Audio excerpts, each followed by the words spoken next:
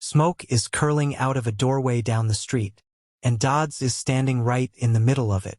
A house is burning in a Nile Delta town, somewhere, near Bubastis, and the reaction around him isn't what he expects. Nobody's carrying water. Nobody's shouting for buckets. Instead, a dozen people have spread out in a loose line around the building, tense, staring at the doorway like they're bracing for something. Then it happens. A cat bolts from someone's arms, straight back toward the flames. The whole line lunges. Someone catches it inches from the door. Dodzz checks his pocket watch like maybe he's got the wrong day. Nope. Right place, right time. Building is on fire, and this entire crowd's full attention is on keeping the cats away from it. Not the people, not the belongings, not the fire itself. He turns slightly toward camera, eyebrows raised. Okay, that's a choice. You saw that title. Egyptians worshipped cats more than people. Your first instinct was probably to roll your eyes. That sounds like something printed on a coffee mug, not a documented piece of history. Here's the uncomfortable part. It's not entirely wrong. There were moments in ancient Egypt when harming a cat could get you killed faster than harming a person would. So today we're testing that claim honestly, not the meme version, the real one. And the real answer is stranger, messier, and more human than cats beat people. By the end, you'll understand exactly why that man just tried to run toward a fire for an animal. Start with the boring reason. It's the important one. Egypt's entire civilization ran on stored grain. The Nile flooded once a year. Farmers brought in the harvest. And that harvest then had to survive for months in mud-brick granaries until the next flood. Which meant Egypt had a serious rodent problem, mice, rats, and the snakes that came hunting them, including cobras, right there in the grain stores, right there in people's homes. Cats solved that problem better than anything else available. A cat in your granary meant your family ate through the dry season. A cat in your house meant fewer cobras in your house.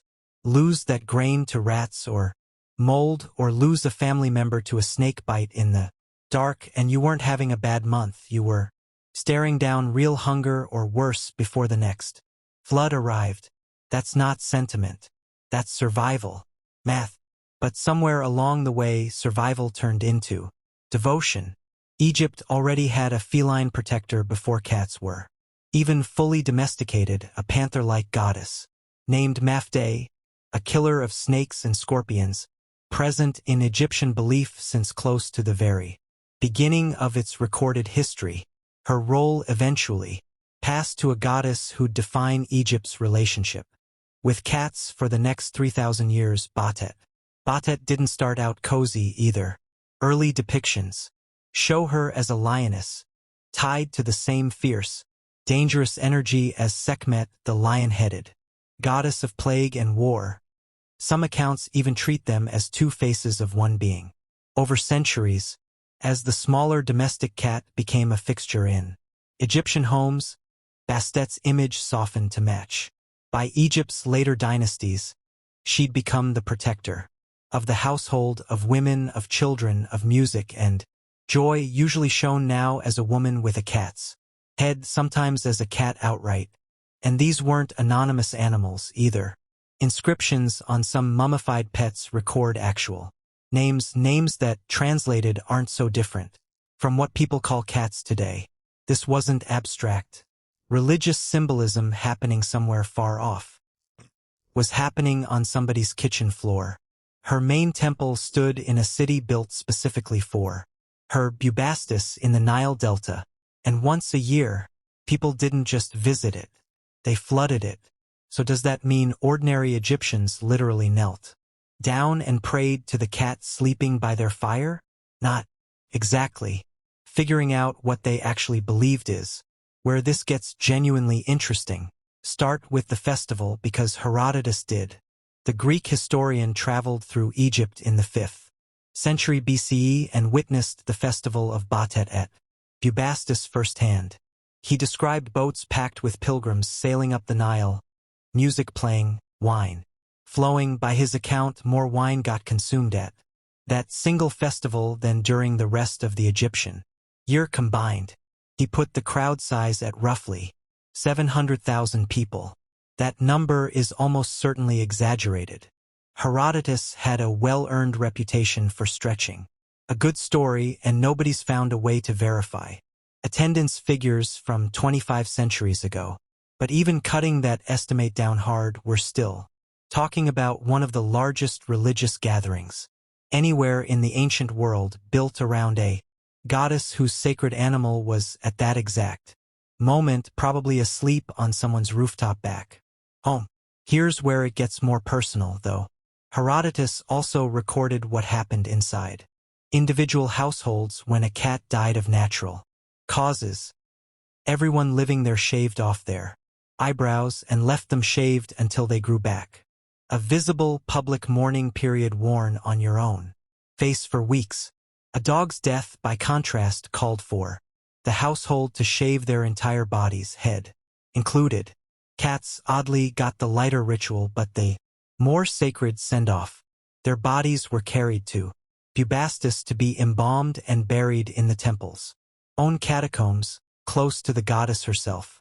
And then there's the fire, the scene we opened on. Herodotus wrote about it directly. He described Egyptians largely ignoring the blaze itself and instead forming a line around the building entirely focused on stopping the cats from bolting toward the flames. He called it genuinely extraordinary to witness. The cats kept slipping through anyway, jumping past the line, and it caused what he described as real, visible distress in everyone watching. So how far did this actually go? Far enough to become an industry. Archaeologists have found cat cemeteries at Bubastis, at Saqqara, and at a site called Beni Hassan, containing not dozens or hundreds of mummified cats, but staggering numbers, hundreds of thousands, and by some estimates over 1 million, across all the sites combined. Pilgrims visiting Bastet's temples could purchase a mummified cat on the spot, the way someone today might light a candle at a shrine and leave it as a votive offering to the goddess. Diodorus Siculus, writing a couple of centuries after Herodotus, described the embalming itself. The body treated with cedar oil and sweet-smelling spices, wrapped carefully in linen, then buried with small offerings of milk and mice so the cat wouldn't go hungry in the next life. Which raises an uncomfortable question historians still argue over. If the cats were this sacred, where did that many mummies actually come from? Some were beloved pets who lived full lives and died naturally. But research on the mummies themselves, including X-rays and radiocarbon dating, has found plenty with broken necks and injuries consistent with being killed deliberately and young to meet demand. The devotion looks real. So apparently was the industry built on top of it. And the surprises don't stop at how the cats died. When researchers at the University of Manchester ran X-rays and CT scans across more than 800 Egyptian animal mummies, they found something nobody expected. Roughly a third contained no animal remains at all, not empty from decay, deliberately packed instead with mud, reeds, feathers, or scraps of linen. One cat mummy, scanned at a museum in France, turned out to hold no skull whatsoever, just a twisted ball of fabric, alongside a handful of leg bones, pulled from 3 different cats. Egyptologist Salima Ikram has a fairly blunt explanation. Demand for votive offerings eventually outpaced the actual supply of animals, so a whole cottage industry of convincing fakes grew up right alongside the real thing. If it looked like a cat mummy from the outside in some workshops, that was apparently close enough. That industry had an ending nobody in Bubastis could have predicted. In February 1890, a cat cemetery, discovered by a farmer near Beni Hassan a couple of years earlier, finally reached the port of Liverpool, England. An estimated 180,000 mummified cats, weighing somewhere around 19 tons, shipped over and auctioned off. not to museums, to fertilizer buyers. Newspaper reports from the time describe the auctioneer using an actual cat's skull as his gavel. 3,000 years of votive offerings to a goddess sold off by the ton for a few pounds each to be spread across English farmland. Now, if killing a cat could offend a goddess, what actually happened to a person who did it? Because that part isn't theoretical. We have an eyewitness account. Around 59 BCE, the Greek historian Diodorus Siculus was in Egypt during a Roman diplomatic visit, and he watched what happened next personally, not secondhand. A member of the Roman party accidentally killed a cat. Word spread through the neighborhood almost instantly, and a crowd gathered outside his house. Egypt's own king at the time, Ptolemy XII, sent officials to try to save the man. Rome was the very last country Ptolemy wanted to offend. It didn't matter. Neither the king's intervention nor Rome's reputation was enough to stop the crowd. Diodorus wrote plainly that he saw it happen with his own eyes. Let that sit for a second. An accidental cat death outweighed in that single moment both a king's authority and the fear of the most powerful empire on earth. Dodzz is standing in a temple colonnade now, watching a procession pass, cats carried in the arms of priests, incense drifting, someone singing. He's not laughing anymore. He glances at the pocket watch, then back at the procession, and mutters, almost to himself, "Yeah, okay, I get it a little more now. Beat still would have grabbed the gold, personally, but I get it." Here's where the title needs a second look, though, because worshipped cats more than people isn't quite the full picture, and the gap matters. Start with this: cats weren't gods. Not technically. They were sacred to a god, vessels and symbols of Bastet, the same way the Apis bull elsewhere in Egypt was sacred to the god Ptah without being worshipped as Ptah himself. Killing a cat wasn't blasphemy against an animal. It was closer to vandalizing something that belonged to a temple, property of the divine, not divinity itself. And second, this is the part the meme version always leaves out. Ancient Egypt didn't treat all people as equally worthy of protection either. This was a steep, rigid hierarchy. The pharaoh alone held godlike status among humans.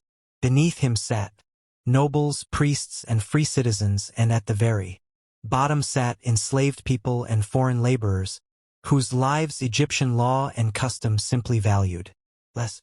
So when we say cats got treated better than people, the honest follow-up question is, which people? The Diodorus story is telling for exactly this reason. The man in danger was a foreigner, a Roman, in a specific tense diplomatic moment where killing him could have created a genuine political crisis for Egypt's king. A cat's life didn't just outrank a person's life on some flat cosmic scale. It ran headfirst into an already tangled web of religious law, status, and outsider suspicion all at once. Here's the layer that's less comfortable to sit with. For enslaved workers or foreign laborers at the very bottom of that hierarchy, an angry crowd avenging a cat could mobilize faster than any process defending person like them ever would. That's not a flattering detail, and it doesn't fit neatly on a coffee mug. But leaving it out would make the whole picture tidier than it actually was.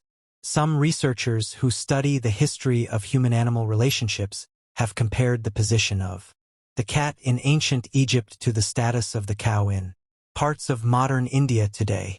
Not identical belief systems, but a useful comparison for the actual point. An animal whose protection is bound up in law, faith, and daily life simultaneously, not reducible to one simple rule. And then there's the story everyone eventually brings up, the one about cats winning a battle. In 525 BCE, the Persian king Cambyses II invaded Egypt. At the Battle of Pelusium, according to one much later account, Cambyses had his soldiers carry cats into battle and paint the image of Bastet on their shields. gambling that Egyptian soldiers wouldn't risk hitting a sacred animal. The Egyptians, so the story goes, surrendered rather than fight. It's a great story. Here's the honest catch: we don't actually know if it happened that way. The only source for it is a writer named Polyenus, composing his account roughly 700 years after the battle took place. Herodotus, who wrote far closer to the actual event, doesn't mention cats at Pelusium at all. Not once. Most historians today treat the cat shield story as legend that grew with each retelling, not a confirmed fact. It's entirely possible none of it happened as described. It's also possible some version of it did and simply never made it into the record we still have.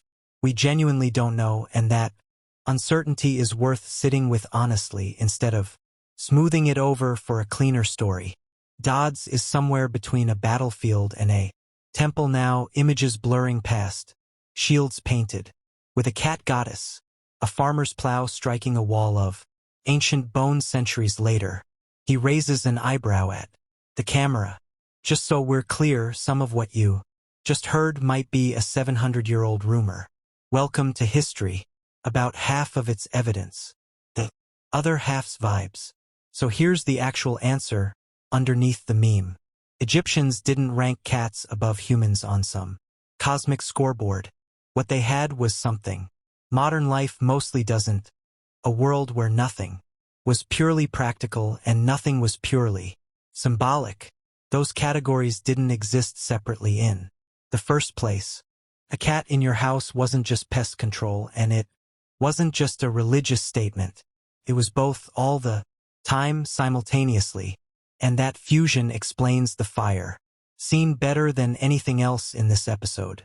Egyptologists studying Bastet have pointed out that she carried a double nature, a nurturing protector on one side and, on the other, something closer to a punisher, the same instinct that shows up in her more violent relative, Sekhmet, which means a house catching fire wasn't necessarily read as random bad luck.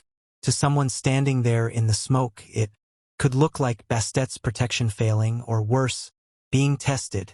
Losing the cats in that moment wouldn't just mean a harder winter with snakes in the grain store. It could mean losing the goddess's favor entirely at the exact moment you needed it most. A farmer that same afternoon might mention a sick cow and a troubling dream in the same breath, without feeling like he'd changed subjects at all, because in his world both belonged to the same connected picture. That's why an outsider like Herodotus, or a Roman soldier in 59 BCE, or a modern viewer scrolling past a video title all land on the same surface conclusion. It looks like cats mattered more than people. But what they were actually watching was a society that hadn't yet built the wall we now take for granted, the one between spiritual and practical.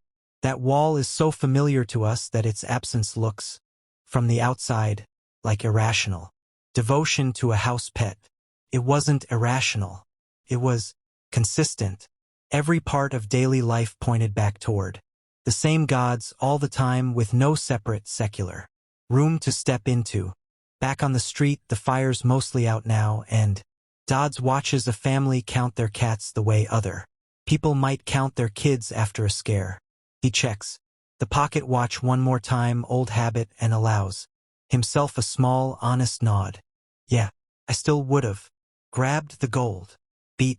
Probably would've grabbed the cat first, though. Which honestly brings this all the way back to right now, to you. Because the specific reasons have mostly disappeared. Almost nobody today thinks their cat is holding off cobras or carrying a goddess's favor through the front door.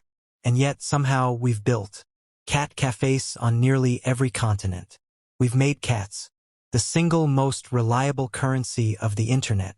More watched, more forgiven, more quietly adored than almost anything else humans have ever pointed a camera at. We still let the cat sit on the important paperwork. We still reroute an entire evening around one that's fallen asleep somewhere deeply inconvenient. The theology's gone. The granaries are gone. The eyebrow shaving is, thankfully, long gone. But the specific, slightly irrational tenderness at the center of all of it somehow survived 5,000 years mostly. Intact, just wearing different explanations. Walk into any pet store today and you'll find the same. Instinct in modern packaging, specialty food, heated beds, professional photographers who work exclusively with cats. None of it comes from fear of cobras in the grain store anymore. All of it comes from roughly the same place it always did. Bastet, honestly, would probably recognize us instantly. So here's the question worth answering honestly in the comments. Would you have run into that street, focused entirely on the cat while your own house burned behind you? Be honest. And if the answer's yes, welcome to a 5,000-year-old club. Subscribe for the next stop through history and I'll see you there.